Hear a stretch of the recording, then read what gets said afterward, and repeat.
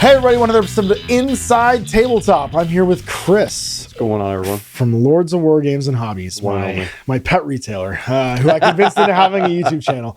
And we're here for some more Inside Tabletop. This is our show where we talk about the current events of the day, talk about topics in and around like tabletop gaming. And for Chris in particular, we get to have the virtue of having a independent retailer who's been running his own store for 10 years and worked for me before that for 10 years, running a Games Workshop hobby center, give some sort of insights on what the landscape of that looks like for the FLGSs, and a friendly local game store for those of you who don't speak internet.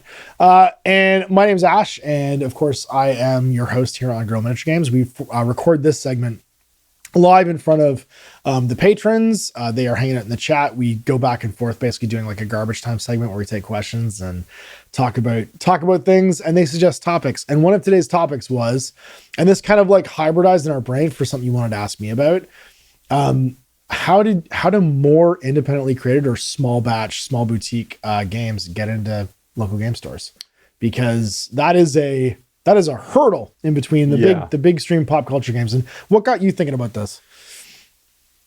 Obviously, so from where I started in this business to where I am now, like owning my own hobby shop, like we just noticing a trend of like seeing less of the little guy on the shelf and more of like Games Workshop take up more and more space. Mm-hmm. Companies like Asmodee are kind of like the only viable alternative in the miniature world. Other IP distributors making these decisions for us in a lot of cases, cutting the lifeline to like these smaller companies. And so we get asked the question a lot, and you even got asked the question today from your Patron members, is like, what does it take for something to get on our shelf, or what are we looking for as a game store in a product when we go, oh, is this something do we think we could sell? And where I go with it, I almost like flip it around and say like, what would it take for the little guy? Because I think you're in a really unique position here, being, spent literally a decade building up a lot of these people, being one yourself, making a bunch of different small games behind you. Yeah, boom. And so I feel like you have a really unique insight because you have relationships with these people and you know what they go through. Mm-hmm. You've walked in their shoes.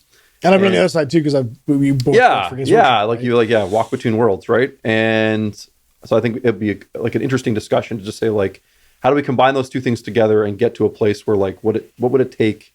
What kind of program? What kind of collaboration would it take to see a project like that happen? And it's funny. Well, so you made a bunch of interesting points to begin that we should probably hammer out before we start this. And also we have to start the timer because we do these in 30-minute segments. Otherwise, Chris and I will talk about stuff forever. It gets off the rails. All right, timer has started. So let's talk a little bit about the what do we mean by this of it all, because and kind of some history stuff too, because when you opened 10 years ago, you guys very much were like keen on this. You were like, let's have a bunch of different options that we couldn't have when we ran a Games Workshop store to offer people. And that has shrunk over time, not from the point of view of options of things that you sell. You are a massive variety retailer for paints, hobby supplies, universal products that people can buy, basing material, grass tufts, airbrushes. But you've kind of over time had to kind of boil down your game selection to stuff that was reliable for a bunch of reasons. Right. I'm gonna put words in your mouth, but you can confirm or deny this. The reason stuff stayed did interest in it remain steady? Which means, was new stuff coming out for it? Was the company reliable in talking about their stuff? Did they just maintain a consistency? Could you get the stuff? Kind of a big one, yeah. Kind of a big one, because that's a huge. I mean, that's a huge deal, right? Something that people don't even consider a lot of the time. Yeah, exactly. And is this stuff fit for purpose for being in the real world? And I don't just mean in like a retail space. I mean like just displayed and merchandised. Because there's some products that are fantastic, but you can't just have a 3D printer running in your store to spit them out to people. They have to be in a package. Yeah.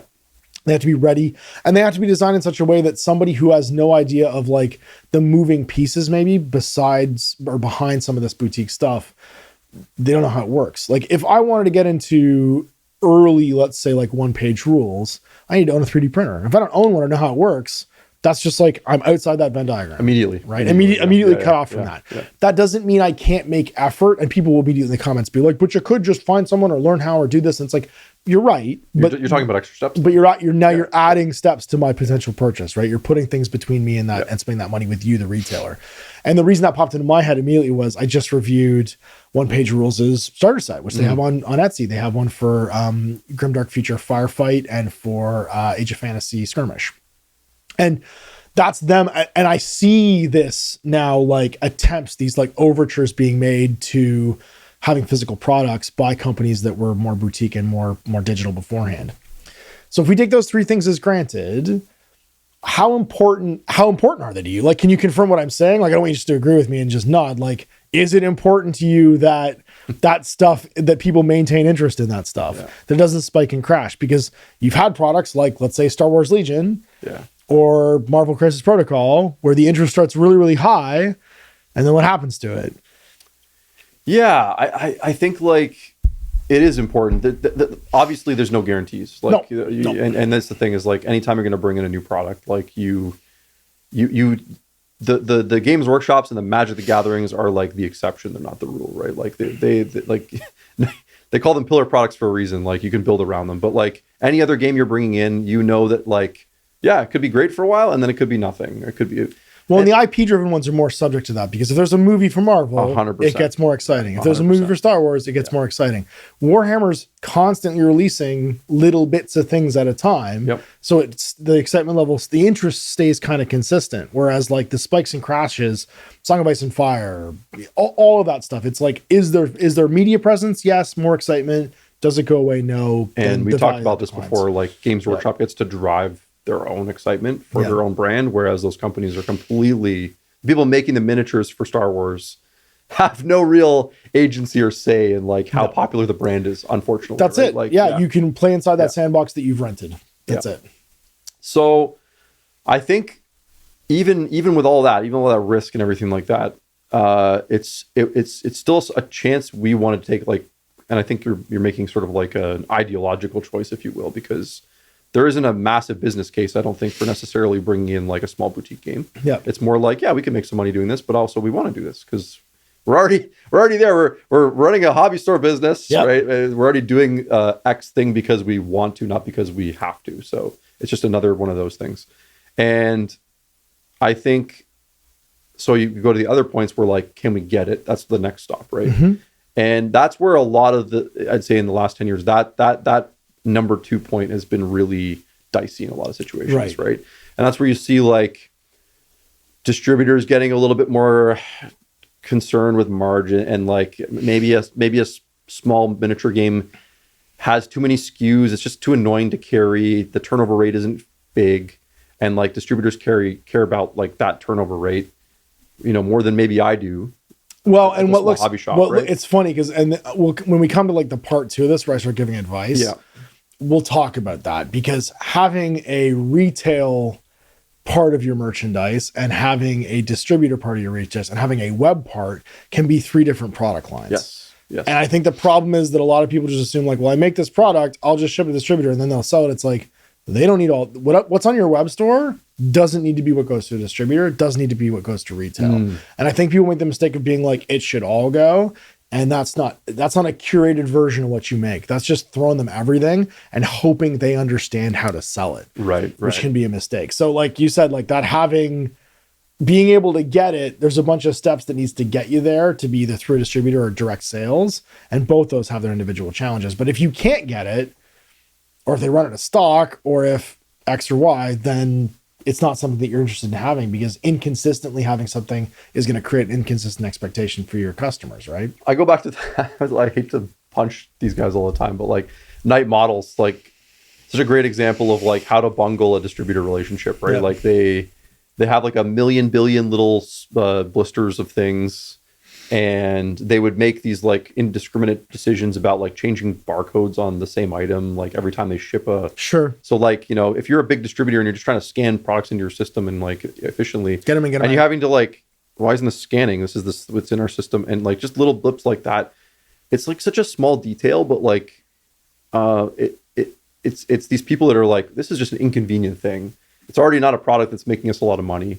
Let's just cut it, you know? And that's like as cold and brutal as it is in a lot of these cases. Malifaux went through something similar too. They changed a policy. They went from like, we're only a distributor-based company to we're going to direct sell to stores. They had a good plan for the US, but not really a plan for the rest of the world. And the 2 local Canadian places said, we're not going to deal with you anymore because of that. Bye. Yeah. So, like, just overnight, you know? It just became unavailable to the entire country. Yeah. So, like, it's amazing how, like... And people wonder why we don't do a lot of weird Malifaux stuff here in Canada. That's why. And it's not that you can't get it. And I say this, like, people be like, yes, Chris, you're a liar, you can't get it. Yes, you can get it. I can sell it. But I think, like, the reality... you wouldn't like the reality is what I would the way I'd put it. So because like by the time I order from the US in American dollars, at the you know, I get a box like this big and it's 150 US to ship to me for some reason, right? And that cost gets passed along. So it's going to be, you're paying a 30% markup. All those dollars go into the product that I have to sell. And you're like, well, Chris, why are your prices so out of whack with what's on their web store that they sell direct? It's like, because this is how because they of made economics. This is how they made it so that I could get it. Yeah. So you're going to pay this premium, and that's how it's the border is like this. It's funny, like Canada and the US so close geographically in so many places. Like the places they're shipping from are like often very not far. Like I get stuff shipped from BC and like you know all the time, and like I pay like $20 or whatever for a box, right? And this is like geographically way closer, but like because of 10 miles, right? Like because of economics and because of like, you know, we won't get it like NAFTA and all these like UPS, FedEx sort of like, you know, shenanigans. Prices are massive. Like they've created like a monopoly on the border, and it just like, it jacks the rates of everything up. Right. So it's like it's like this iron curtain of like stuff that can't like pass through without a great expense added to it. Right. Which is why there's a distribution model. Right. So that's become a real barrier. To carrying a lot of these small boutique games, right? Because like the sad reality is like Canada, big space, small country, right? We don't make a lot of things, so we do have to deal with like importing the stuff that we want. And that story's retold in the UK. That's the people are constantly like, why can't I get Death Ray Design stuff in the UK? Why can't I get this or that in the UK? Like we're a first world purchasing economy. Why don't we have access to this stuff? And it's always a story like this. Yes, it's always a story of the smaller the product line, the more it costs to get because they don't deal in bulk distribution, bulk shipping. And that's where the rates, you get deals when you sell more to more people and can get these bulk discounts. Whereas if you go through it just privately or directly, you're going to pay more because you're doing less volume and therefore you don't qualify for these rates and you know, like incentives basically to do bigger business.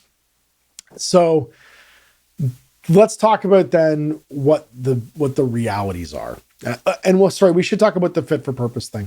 Cause like, that I think is important. Like I remember, and this is a story, but you can tell the story when you were downsizing your Battlefront wall that was covered in blisters and that had it looked like an old Games Workshop. Still wall, downsizing basically. it. I got about 1/5 of it left. Hasn't all gone yet. Not all of it. No, I have some World War II Finnish troops that I still need to move. It gets pretty. That hot 15 mil World War II boom hasn't come back around yet. Yeah. That fit for purpose of like, it's a product line that was designed on a model. It's like 25 years old. It's designed on the old GW model because the guys that run Battlefront are old GW employees. How does that affect you as a retailer to want to carry something? Because like you, in past videos, you've called it the war on the wall. Definitely. Yeah. And how does that impact like what your decision is to carry or not carry something? To me, it's really clear right off the bat when you have a product in your hand whether or not the person manufacturing it was thoughtful about it. You know what I mean? Like sometimes all it takes is one box. Sometimes you need to see a couple to kind of see how things connect. Like you were showing me in your back room, the new Infinity stuff. Yeah, it's the Essentials boxes. The Essentials box. But even you get a greater context when you see like the two add-on things that like you can expand into, right? And you're like, okay, I can see how this line is being constructed. They're a great example because they have really tried to move away from like blisters. They still do it, unfortunately. Like I know customers don't always love the like idea of like, I got to buy 4 guys to get 1 guy. Yeah. But like, let me tell you, it's way better for retailers to have like less SKU load, I guess, right? Not even just that, having less boxes come through means less taxing individual units of it's so much easier than having like a bajillion. Going back to the distributor thing again, because the distributor saying it's less work for them to handle. They they're going to appreciate that, right? So I think like, how is it packaged? The little basic things, like it's amazing how like simple and silly these things are. But like I remember talking to the guys from Steamforged, like the guys running the company literally came to my shop last year after the trade show we were at. Great dudes, awesome guys, and they've made improvements, I'll say, to their packaging. But like I was like, it's still not good enough. And my point being, like, every side of the box has a purpose, right? And in the modern hobby shop, because of how small things have gotten and how tightly packed things are, bookending is such a huge thing. The side of the box has to really show. Tell me what's in this box. Exactly, right? Because oftentimes that's the only thing customers are going to see, right? The back of the box has to show what's in it. Please. So many board games get this completely wrong. I know. I'll grab it off the shelf because I'm like literally about to explain to a customer how the game works. And immediately I'm looking at the back with him. And my first words are like, well, this doesn't really show you, but how to play. Well, like, this is just a piece board game of art. Components, but like, oh gosh, yeah. So I often feel like there's this like disconnect between like people like me who are selling the thing and the people that are making it. And it's not badly intentioned. It's mostly ignorance. No, it is. And a lack of experience. Yes, and a lack of having to deal with the realities of being the filter between the product and the consumer, which is, I think, something that you and I are very comfortable with, but that's hard earned. And it's something that it's not appreciated until it's a barrier, right? It's not appreciated until it's removed as a barrier, even sometimes, where it's like, well, I've already done all the research online. I'm just going to buy this box. I don't care what the packaging looks like. It doesn't fucking matter. Totally fair. And often my industry feels a little bit run like a downspout right now, where the maker is pouring it into the distributor and then they just pour it into our store. And then that's just the expectation of how things go. It's like, do you want it or not? Right? I mean, someone's gonna buy it. Someone's gonna buy it, like and that's the workshop model. That's the workshop model right now. The beep beep beep backing up the dump truck. Are you taking it this week or not? You better take it though. That's right. You better take it. You better take it because you're not gonna get any more next time. That's right. Yeah. No threat. Beep beep beep beep. And yeah, so I mean, how many Git mob boxes did you sell? The guy at the bottom getting poured on or whatever. No one. It's not that nobody really wants to hear what you have to say. But there's no time made to have that conversation. There's no space. There's no time made. There are these like points, like there's a trade show once in a while, and at your own economic cost, you can go to them, and then like at your own like whatever, you can speak up and say things. But you're really going out of your way to do that. I'm going out of my way to do that, right? There's not a lot of people from the other side are trying to do that same thing, right?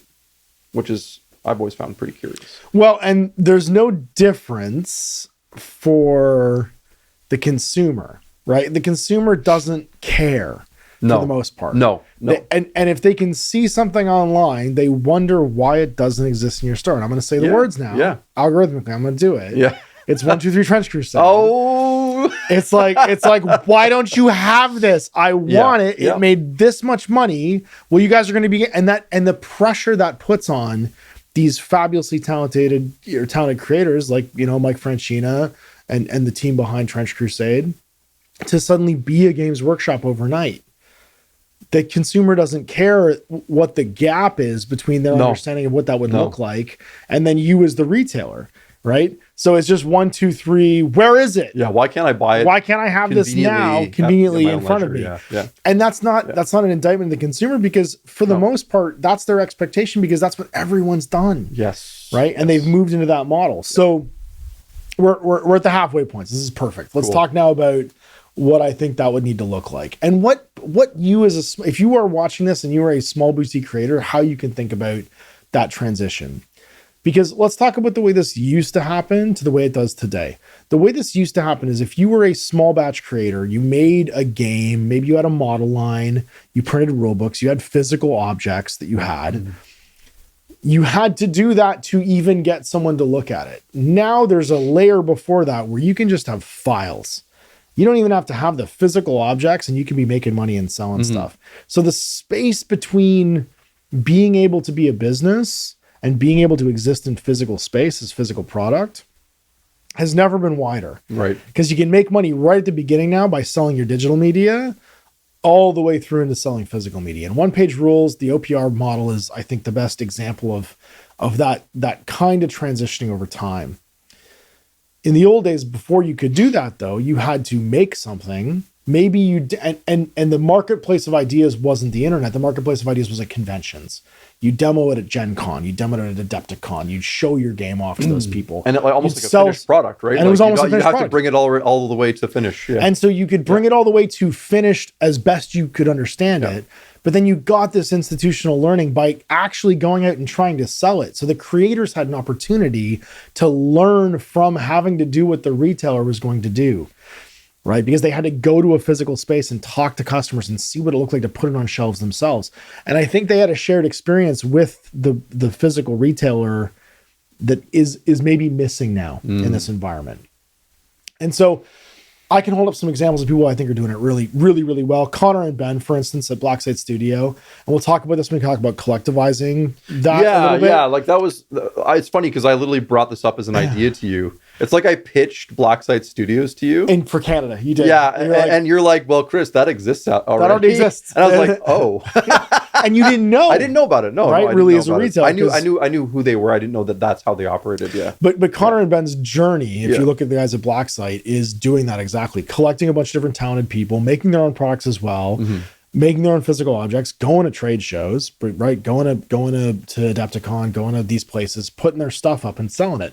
And so their product has become very well put together for what they wanted to do and very retailer friendly. So for instance, I'll take an example, Don't Look Back. They made sure there was retail packaging for Don't Look Back. It's a horror game. You play as a group. It's a cooperative game. So you play as a group of like scared camp counselors all running away from Jason.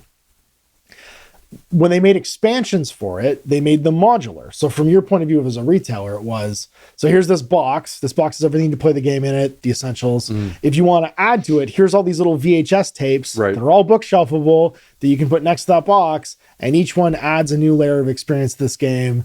And they expanded their game that way, right? So it was all very retailer friendly because they went to conventions, learned from experience what they wanted to have on their shelves, packaged it and put it together that way. And they earned that understanding of what to do. Right. Then to that collectivist mindset was they went and they opened their doors and said, hey, we've made some things with, a creator, Matt Burns. We've made our own things. They made Lunar.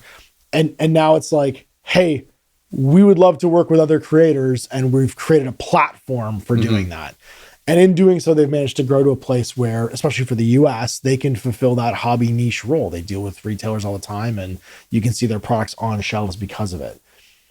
That's a lot of work. Yes. And for a lot of independent retailer or independent creators to get to that stage, I think it feels like they want to skip a bunch of steps. You almost need like, I'm not insulting these people when I say this, but like you almost need like a freak of a person because like being Connor and Ben are freaks. They're wonderful being freaks. Being a creative person and being able to make something, but also having the business acumen to build up a collective business enterprise. But that's always, those are very different skills though. Like, you know what I mean? Like that's always the space between success and failure. Well, of course. Right. That's always going to be, the daylight in between those two things. Right. So if I was to give advice to the people that are creating stuff today, it's remember that there is a long distance between the digital version of what you make and that it's fit for purpose and could be in a physical space. And that doesn't necessarily mean retail. So here's the three things that I would advise. One, before you try to get someone else other than you to sell it physically, go sell it yourself. That seems like pretty good advice. That is step one. Go understand what it takes to sell the thing you make. And this is the difference between a Sean Sutter making Relic Blade, who has been at every convention he can possibly ever go to and stood in front of people and demoed his game, put it in different kinds of packaging, experimented, and someone who's never gotten as far as he's gotten, right? He's a one-man band and he makes it work because he's done all those jobs in between. Right. So that's thing the first. Go sell it yourself to figure out what your particular, because it's going to be different for everybody, your particular product needs to make it right. Two, understand that what you take from that digital and put into physical, like if that's what your transition is going to be, like if I make 3D STLs and X and Y, that it doesn't have to be everything, but it should be the best foot forward of what you make. And that to me is I can hold up as an example, actually, Austin at Death Ray Designs with Steel Rift. He has made fantastic introductory box products that are designed to be their own standalone little kiosk in a retail store. They can just be like a package, and you don't need to get everything he makes, but here's this little curated section of what he makes that's perfect for a retailer to go and buy. And you just need this. And like, here's the, even the standee you put it in and whatever to demo this one product. Mm-hmm. He's understood that stocking everything is his job. And if I want a physical presence so people can see it, I'm going to take the tip of the iceberg, make it as pretty and as easy to use as possible, and then hand it off so it's self-explanatory to the retailer to be able to put it in and demo it. Amazing. But that's because Austin and his guys have been to every, like same as Ben and Connor, they've been to every show they can possibly go to, and they've learned a bunch about how to make a product, right? So understanding that you need to, when you do decide what goes out in front of people, it needs to be the best put forward of what you make, and it needs to be as turnkey as possible. It needs to be self-explanatory, and as best as you can make it, it should have, like if it's an introductory product, and we talked about Infinity Essentials as a great example of this, that Essentials box, it's designed to be what you need to play to give it a go, like the Tell Shavago, crack it open, Christmas morning test, measuring device, tokens, terrain, gaming mat, miniatures, all that stuff in that one box. Now here's 6 ancillary Essentials products that all bolt onto that box to make it a bigger experience if you want it. Infinity is a great example of a company that's I would take Blacksite Studio and Corvus Belli. Corvus Belli is Blacksite Studio with 10 more years. Right. You think so, eh? Absolutely. Wow. If Ben and Connor aren't running something like Corvus Belli, if they don't have a big office and a bunch of staff in the next 10 years, I'll be shocked, because I think they've done the third thing I'm about to say. Okay. And that is know your weight class. Don't try and be Games Workshop overnight. That's the third. So if you've done it right, if you've tried to sell the thing that you do yourself, so you understand what you make and how to sell it best, you've curated your product to be in the physical space in a way that is meaningful and appropriate, not try to do everything all at once. The third thing is that you need to understand the size of what you are and not exceed it. Because the failure rate of people who overextend themselves, make too much product and can't sell it all, or don't make enough product and then can't get demand and then get washed out trying to then fulfill the next wave. That's the live or die part over time. Because success is effort over time, not one big grand slam. And I think that that's where this Kickstarter mindset of a Trench Crusade or any other example of these, and the ones that have failed, like a Lasting Tales kind of a thing, where you make a bunch of whole money up front. There's this expectation that you're Games Workshop overnight, because that's what it looks like from the internet, right? Just from every company's Games Workshop from the look of their website. Right? Yeah. And if you dig into it, that's the expectation that people are going to have on you. You need to rein yourself in and be punching the weight class that you're in, right? You don't try and be Games Workshop. You try and be you, except slightly bigger every time you go out and you start selling things. Yeah, you can be consistent on your own terms. What does that look like? As long as it's consistent, like Corvus Belli, great example. They're consistent. Once a month, they put out some new things. That's every month. It's all year. And that means that you're ready to hit a trade sales thing when you're ready to hit it. And you know what that looks like. Is it going to a distributor or is it doing individual sales? You don't oscillate like Weird did and go back and forth in between those two things. You have an intentional plan for what is the product I'm putting out into the world that I'm not in control of? What does it look like? Who's it going to and how's it getting to them? Yep. And then you have steady linear growth and not this explosion of growth or this collapse because you miscalculate. And the problem is the world is changing all the time under these small creators. And the existential risk is greater when it fluxes for someone who's a small to medium sized company versus a large company. Games Workshop can at this point, with just the amount of digital stuff that they do, can take another shipping war. They can take another Suez Canal. I always feel like the mid-sized guy is the guy that is the most is in the most danger, because you have enough overheads and risk that those things can really hit you. If you're small enough, you can I don't know, work an extra 20 hours, or you can like work from your garage. If the only staff member is you, or you like you and your partner, there's a lot of dials you can kind of turn, right? You're even more resistant, right? Like sure. But I do think that is the really lasting thing is you need to understand where you fit into the scheme of things. And here's to the last point is that if you don't have ego and think that you need to make the best thing ever, then you can do what Ben and Connor did, and you can collectivize. You can bring in other talent from outside.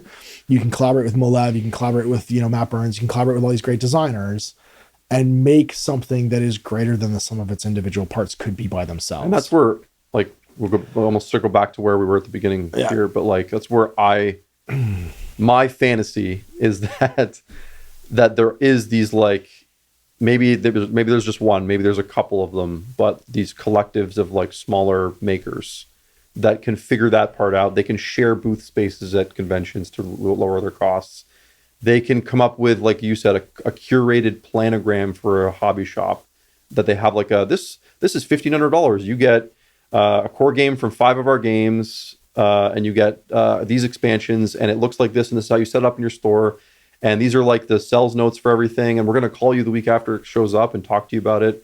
And then we'll follow up, or like, that sort of like, how do we get there from these other companies? Yeah. How do we get there? Right. And it really is, it's that sharing the sort of like collected wisdom of this industry.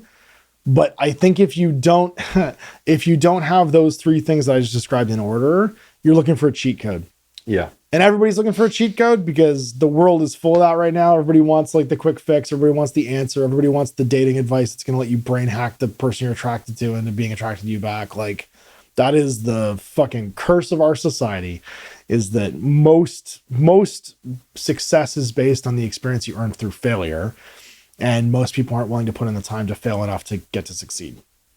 And the good thing about collectivizing, that like success, like Blacksight's done, and like I'd say like Deathray's done, is that they then get to rising tide the new people into their environment and add to the value of what you get access to.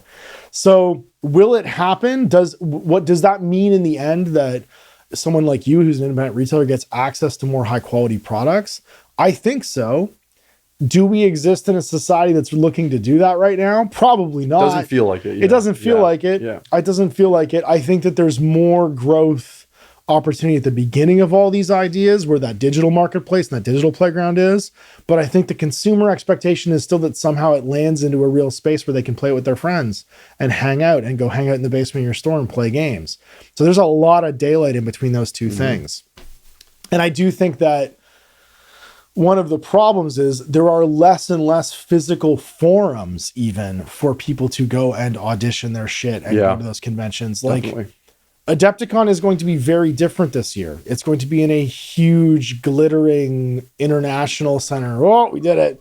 International center style space that isn't as intimate and necessarily as available. And this happened to Gen Con when it moved twice, is that there's rules now about the open gaming area at Gen Con where you can't demo games anymore. Wow. Right? You can't show off or demo a product. You have to just play existing products, and like you can't do a bunch of things that Gen Con used to be for. Right? It was for people to and the idea is, well, if you want to do that, you got to sell booth space. Right. You're going to buy booth space. Buy booth space. And booth space at Gen Con is fucking expensive. And so moving into that kind of a mentality in bigger, more successful gaming conventions gives less options for people to be seen and known, and they end up in smaller and smaller venues and less exposed. So it doesn't feel like they're getting anywhere. Right. And that's sad, but that's what happens when things succeed too much and they become money-making engines, right? Like we end up in a place where there's less opportunity, except the digital marketplace of ideas, where apparently that is now the creators, like, commercial. It's a haven, center. right? It's like it's where all that sort of happening. This is what I'm doing, right? Like, that's literally. We just spent 30 minutes talking about kind of why it is that way too. So, right? so if you're asking is, so what you asked me originally, just to tie this up at the end, is, Ash, why don't you become that thing for physical media so that I can have access to a bunch of great independent products? And my pushback is because I'm doing it for the digital guys. Right. That's what my version of Black Site Studio is. GMG is my version of the indie hour and the number of like independent creators that are patrons and stuff like that. I'm creating that hub that exists in the virtual space. And I would love for that to be something that I could do physically and have it be viable in a small market as Canada, but it's definitely not viable in a small market of Canada. I know what my weight class is. Right. Right. I know I've got the experience and the learning now to do that for people for whom selling 500 copies of a digital product is like life-changing. Games Workshop doesn't give a fuck if they sell any more extra Git mobs because I reviewed it. Yeah. But a guy who's a single individual content, like boutique, like game creator, who's sold maybe 10 copies on Drive-thru RPG, War Games Vault ever, sells 100 copies of a game, and all of a sudden he goes to his partner and goes like, it was worth it. Yeah. Like all those hours that I spent, right? I can make the next thing now because it was worth it. And now the next thing might sell that same number of copies because that network kicks off. And so you can do that digitally too. And that's kind of where I've decided to put my effort and energy. I do hope that we see more of things like Death Ray and Black Site, where these like group efforts come together and you see that learning and that effort to push into the real, like OPR is doing. I think if OPR gets like a demo team together and starts running demos, they could do it too. I think that but again, like if you look at, for instance, their Etsy store, star sets, there's a few things that would fail your test on, right? There's no little ruler in there. There's no D6s. And the packaging isn't bookshelved, right? Like, so the packaging is all side. And it's just, they don't know. Like, no, it's a Mark 1 or whatever. Exactly. Right? Mark 1, exactly. They're, you know, but if they go out and they do a bunch of what we talked about and they put it on the shelves themselves and have to sell it themselves and have to merchandise it themselves, they'll learn that and they'll be able to create a product that might branch into those new spaces. And their catalog is enormous and also completely compatible with everything you already sell. Yep. That's the interesting thing. For OPR has more of a chance to succeed at that than anybody else because they are 100% cross-compatible with all the pop culture games. You can put Marvel Crisis Protocol shit on the table. You can put Star Wars shit on the table. You can put any amount of like Games Workshop shit on the table and use all of their rule sets, right? And they know it. So yeah, good luck to them. We'll see. So I hope that answered the question. We're going to go do some more garbage time. Woo. With the patrons. Where can people find you on that worldwide interweb? You can check out our YouTube channel, which is just more stuff like this, really, where Jay and I just do like open format kind of questions of the day sort of thing. You guys are sitting across from each other, like usually you're like sitting like a date when you're. Yeah, we're like holding hands on the table. And, slightly different. Just Lords of War Games and Hobbies on YouTube, and then we also have a Patron where you can check out, and we answer a lot of those. We get a lot of our questions from that now. Yeah. Which I think is cool because that's the like evolution of what you guys are doing, where it's like, it's almost like a weekly AMA where people get to ask you anything about your opinions. And because you guys have been doing this, your store's been open 10 years and you were both in workshop retail for 10 years before that. That's a lot of industry knowledge basically bottled into one little like 30-minute segment.